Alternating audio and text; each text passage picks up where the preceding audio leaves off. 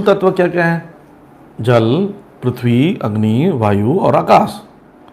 और सूक्ष्म क्या है? मन, बुद्धि, अहंकार। मन कहाँ रहता है?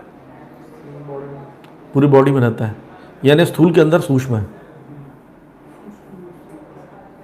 स्थूल के अंदर सूक्ष्म घुसा ना। अब सूक्ष्म क्या है? मन इस संसार में भी व्याप्त है। 24 तत्व से संसार बना है ना, तो 24 तत्व मन है कि नहीं? तो मन के अंदर स्थूल हुआ कि नहीं? पूरे संसार में मन भी व्याप्त है।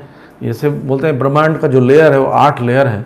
वो 8 लेयर में एक लेयर सूक्ष्म तत्व का भी जो ऊपर है, अहंकार है, मन है और बुद्धि, ये सूक्ष्म है।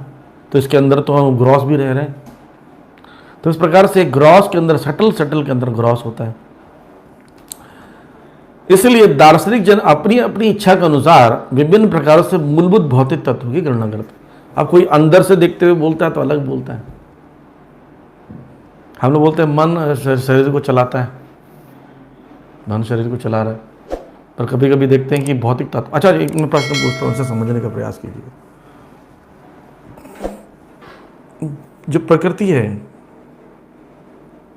ये शरीर शाश्वत है या क्षणभंगुर है?